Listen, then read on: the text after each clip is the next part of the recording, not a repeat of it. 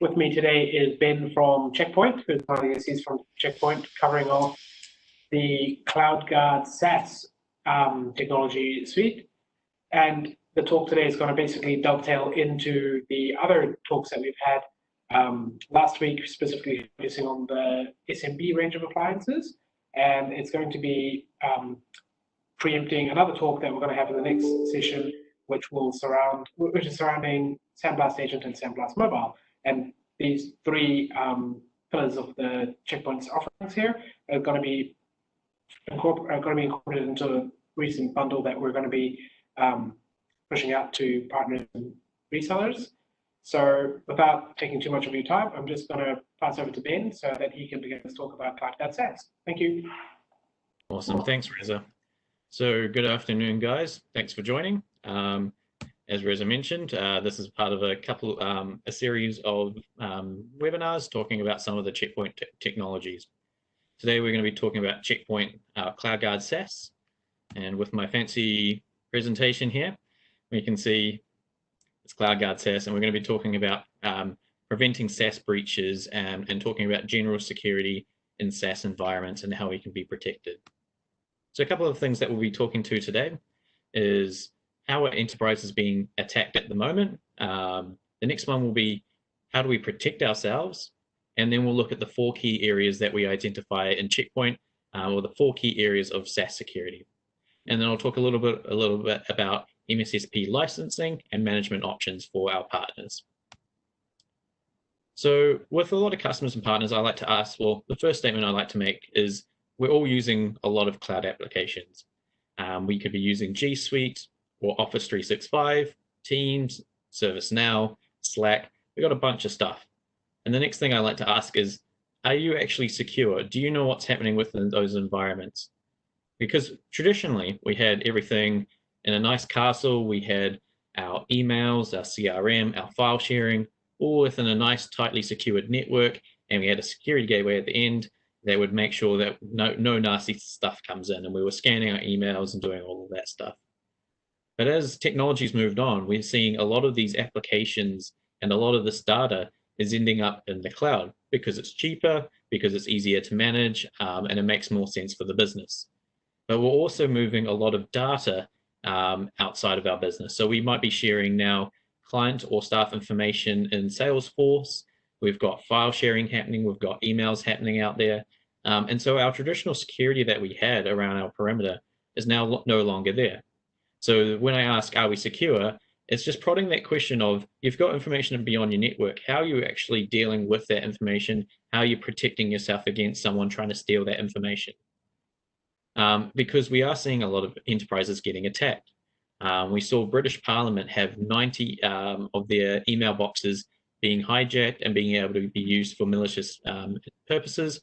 We also saw Reddit a couple of years ago get hacked. They had multi-factor authentication, and even then they were still hacked because now everything's free as an easy target because everything's on the internet, it's in the cloud. It means that you don't have this nice castle where everything is protected nicely and you've got layers. Everything is now very easy to access.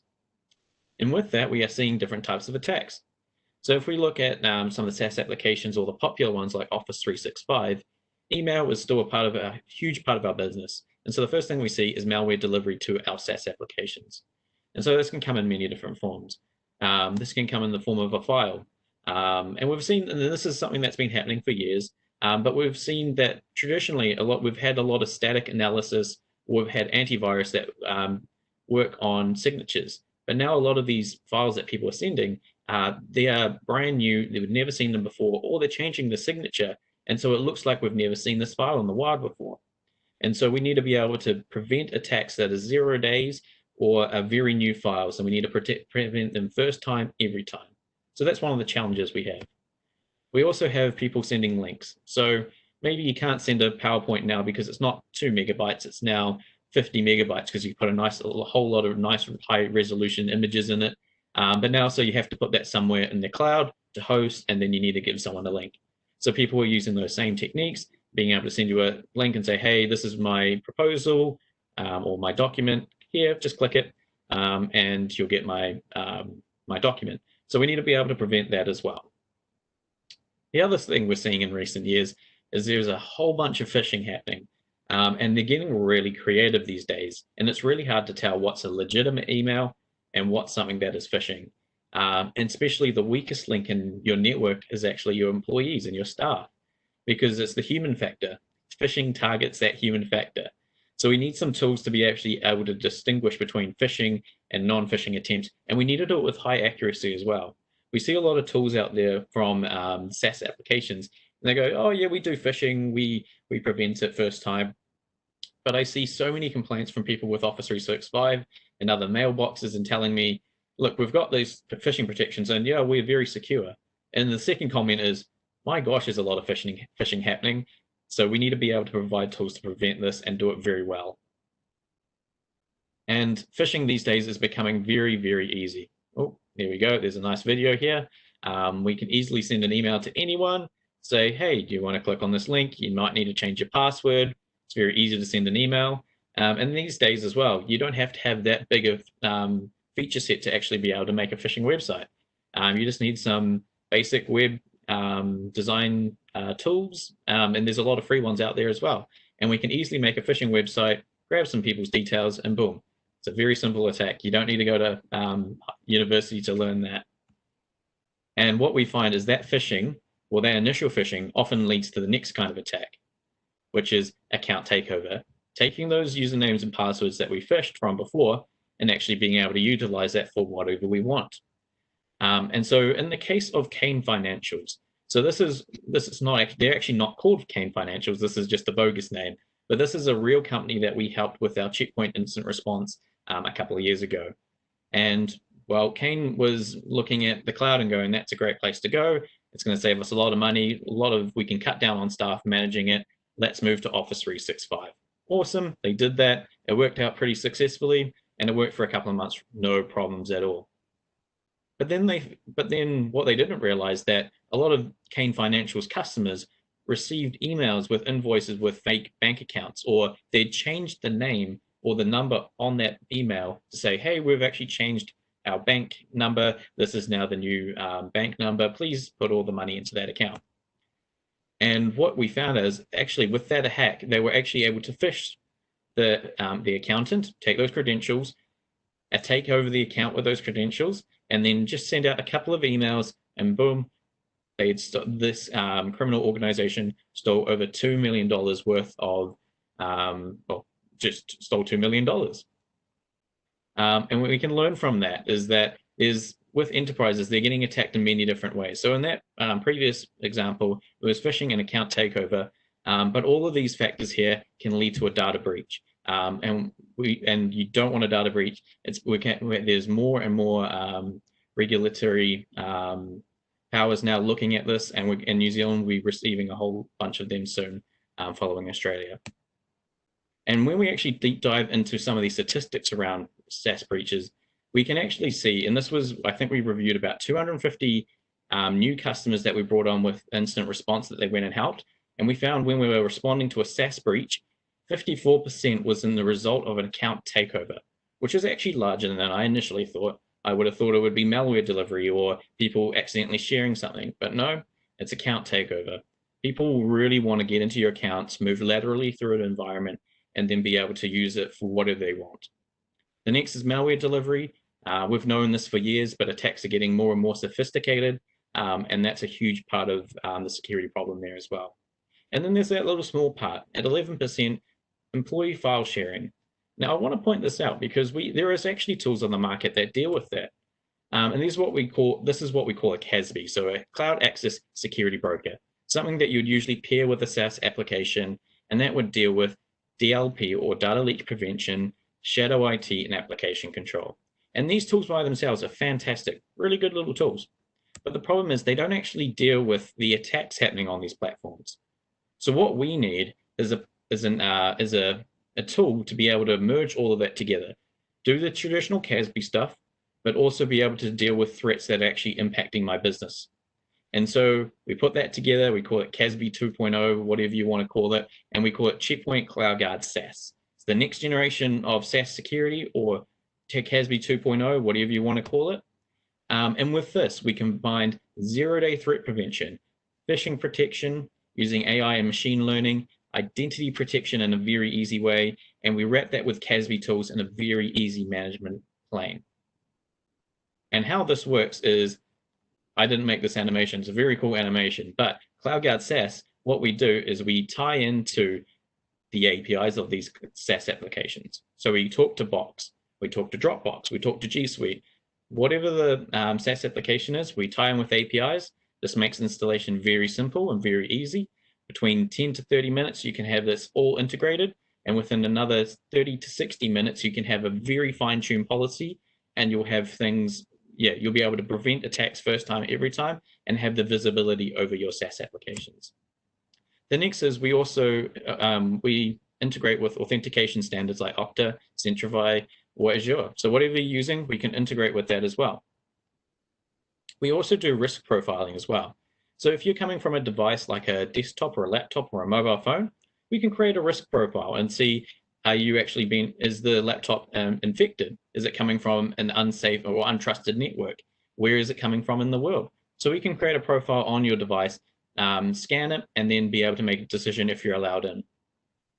And then we integrate this with Checkpoint security. So this is security that we've used in the cloud, gateways, mobile, endpoint for years. And we put all the security into CloudGuard SaaS, and we tie it all together with threat intelligence. Being able to see if there's an attack in India or China, we get protections in New Zealand straight away. And then we give you a very intuitive cloud management. Everything's managed through the cloud. It's nice and easy to use. And it just, very nice and easy platform. So the first thing we'll talk about, kind of the 4 pillars or the 4 key areas that we identified, is zero-day threat prevention. So with zero-day threat prevention, this is our sandblasting technology. This is a proven technology that we've used in all of our different areas Checkpoint sits in, so cloud, endpoint, mobile, and networks. And we use that same technology to prevent malware first time and offer you zero-day threat prevention. So if we haven't seen a threat before, we can block it straight away. And this technology here has been awarded by NSS Labs the most effective breach prevention technology that you can use on the market today. And there are multiple different tests that NSS Labs has done, and each time we have proven that our sandblasting technology works, and it works the best out of anything else on the market. Now, this is really good for things like files like PowerPoint or Word or Excel. And we emulate that in our sandbox, and we can give you a verdict within a couple of minutes. But the question that comes up is, that's really good that you can have the most effective sandbox on the market, and it works really well. But if I have to wait 2 to 3 minutes for an email, that's just too long. I do not want to make that compromise. I'd rather keep my business ticking over. And I would agree with you. You don't want to impact business that much. So what we actually do with our Sandblast technology is we offer you 2 technologies. One's the emulation side that's dealing with that zero-day threat prevention and making sure that we can emulate in the sandbox, making sure we get a good result and we know exactly what's happening in that file. The next part is threat extraction, being able to offer you a cleaned version of that file so we can emulate in the background, offer you a cleaned file within milliseconds that has no active content, no way that it can infect your computer. We can deliver that to you first time, every time in your email, and you can then use that extracted file. You can use it for normal work purposes. So if you're getting CVs from an HR department, the email will come through like normal. The attachment will look like normal, but we'll strip out things like macros or anything that could be exploited by a piece of malware. And so for 95% of the workload that you do, this will be awesome. This will be easy to use. You won't need the original file. But for some reason you do need the original file, by the time you've opened it and had a look, it's probably been about 2 minutes already. And so we will probably already have a verdict on that original file. So you can literally click on that email, get original file, and you'll get your nice original clean file. If it was already infected, well, then you've already helped yourself by you've already got a clean file that you can work from, and you know the one that someone sent you is malicious, so you should probably not touch that. So that's our zero-day threat prevention. The next part is phishing protection. You need something in your environment to be able to actually stop phishing attacks, spear phishing attacks, or whaling, targeting big people in your environment like CEOs or C-levels. Being able to have an engine inside your environment that can actually detect phishing by using different parts in the email. So I'll show you an example of an email or a phishing email. So if this arrived at your HR department or one of your employees, could they tell that this was a phishing email or not? From the looks of it, it looks pretty legit. This might be, it might come from almost the same email address. You might even not even look at that. But with our phishing protection, we can actually look at a lot of different areas of the email. So we can look at the body and the text language. So we can actually see, does that actually make sense? Is that something that a normal admin would use? Is that subject? Is they trying to do a bit of fear mongering? Are they trying to scare you? We can pick that up. We can also see who's it sent to. Is it a senior person in your environment? We can also have a look at the website that they're trying to send you to. Does it have low traffic? Is a website that's just come up in the last day or two? Does it seem legitimate that a Microsoft site would come up 2 days ago and have very low traffic? Probably not. Let's have a look at that. And we can see who it's from. We can see over 300 different kinds of indicators. Feed that into our phishing protection engine that has AI and machine learning in the background to figure out if it's legitimate or not, and it can prevent you from phishing attacks first time. And it puts it in a very nice interface. You can actually see everything right there from you, and you can see in this dashboard, 84% is remediated through phishing. And you can actually get all of this information in a nice report, so you can drill down into a phishing attempt that you think was phishing. You can actually pick it all up, and we'll give you all the analytics and data around that phishing attack. Pretty cool. And with our phishing technology, we're actually being able to pick up attacks that haven't even been reported yet. So you can see there's a lot of attacks here, and we were able to pick them up with our phishing engine before they were reported on, which is really cool. So that means that we've got a very well-tuned phishing engine, and will help you prevent phishing attacks more often than not. The next part is identity protection. Now that was that 54% we were talking about before about account takeover. So once they've phished you, they'll probably try to use those credentials. So we have come up with an identity protection mechanism where we can actually prevent you transparently and very easily and make sure that you've got strong and transparent authentication on your SaaS applications to prevent people using stolen credentials in your environment. So we do this in a couple of different ways, and we've got a lot of technology under the board. But the two main ways is agent-based and agentless-based. So I'll talk about those in a second, but just to show you around the conditional access part, it's very easy to use.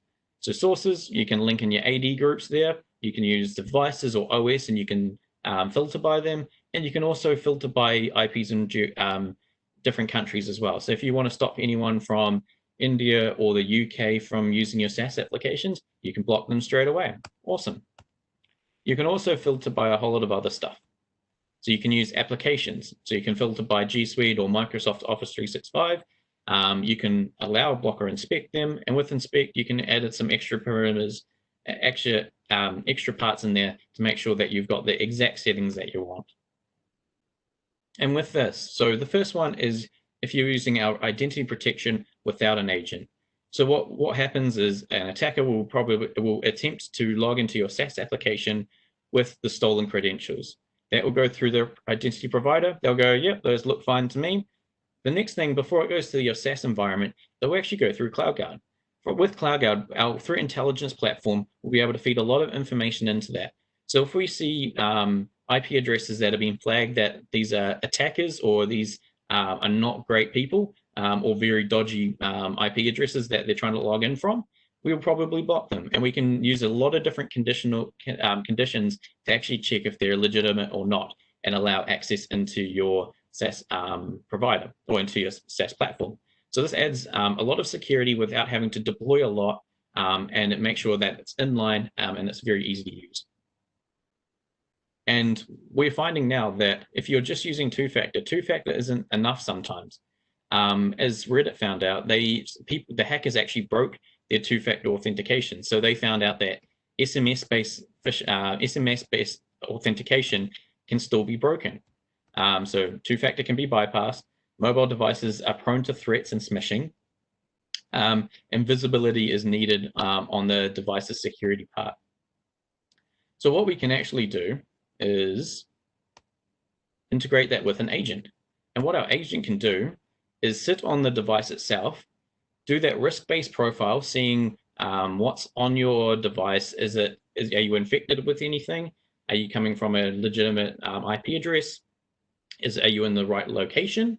and it will do a risk assessment of the device itself, and then authenticate you to that SaaS application without you having to do anything. So you don't have to worry about bringing out your mobile phone, trying to find it, trying to get that text-based alert, and then copying that code into your SaaS application before you get access.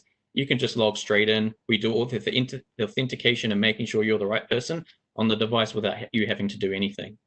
Now, this is actually a very good solution, and the reason is that I talk to a lot of customers, and they go, "Look, we enabled two-factor a while ago, but we've actually disabled it on half of our staff because they don't want it. It's too annoying. They lose devices. They can't. It just doesn't work for them. It's too much of an annoyance." And so I've talked to C-levels where they've disabled it because they're like, "It's too annoying. I've told the security guys to disable it," and they have. So being able to have an agent-based authentication makes that process a whole lot simpler. It also means that it scales across multiple applications. So instead of having a point multi-factor solution for every single device or every single SaaS application you use, you can use a centralized one through Checkpoint, and we can make sure that it's very easy across all your SaaS applications. And then the last part is easy visibility and control. So this is talking a little bit around those original SaaS features and then also talking about the management.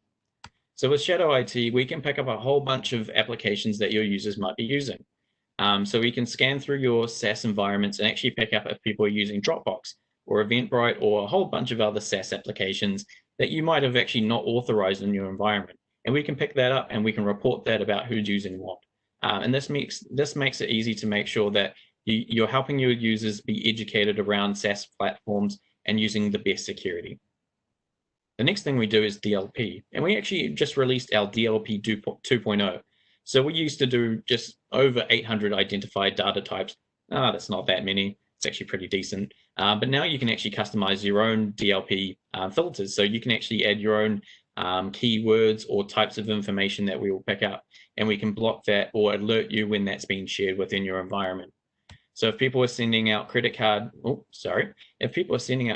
numbers, we can pick that up. Or if someone's sharing passport numbers, we can pick that up. Or if you've got a certain type of data that you have in your environment, we can now pick that up with DLP 2.0.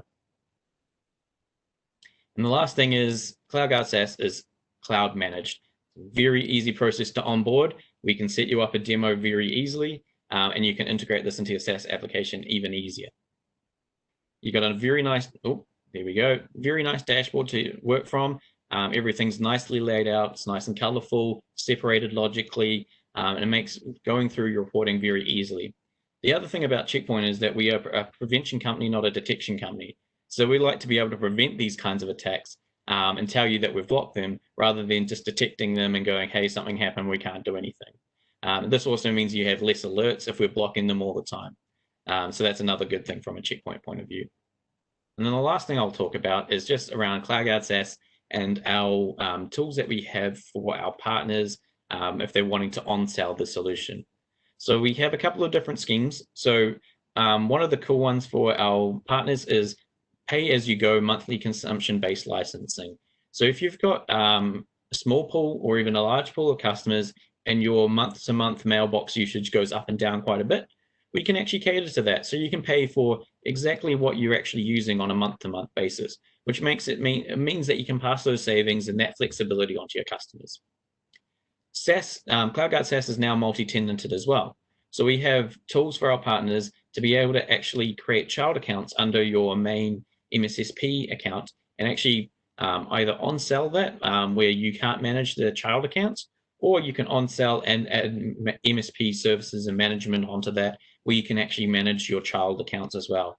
This makes it very easy to sell, onboard, and demo to your customers. There's also inbuilt monthly reporting as well as the continuous reporting through the dashboard as well. And so with that is CloudGuard SaaS. We've got zero-day threat prevention to prevent you from all the nasties around malware or phishing, or sorry, malware or 0 days. We've got zero-day threat prevention as well. Phishing protection, so we can prevent you first time from trying to be phished. We've got the AI engine that's looking at 300 different parts of your email to make sure that phishing email is actually a phishing email or it's not, with very low false positives. And we're making sure that account takeovers don't make place with some very easy tools to use, making authentication very easily. And we're also offering you all the original CASB feature set with more and better visibility and MSSP features as well. So get more from your SaaS security pretty much. And with that, I'd like to thank you for listening today. If there's any questions, feel free to put them in the chat below. If not, thank you, Reza, for hosting us. Great, thank you, Ben, and thank you to our attendees. With that, I think we'll just wrap it up. Just to remind you that we do have a further session in 2 weeks' time surrounding SandBlast Agent and SandBlast Mobile, which is the comprehensive offering for endpoint and mobile protection. And then we'll have a final session to basically wrap up all the 3 different aspects of these, the previous sessions that we've run over and how they all fit together to kind of form a comprehensive security suite for you. We do have a prize draw, which we will send some more information out about who the winners are of the prize draw after the session. So yeah, with that, I guess we can wrap it up. And thank you all for your attendance. Thank you.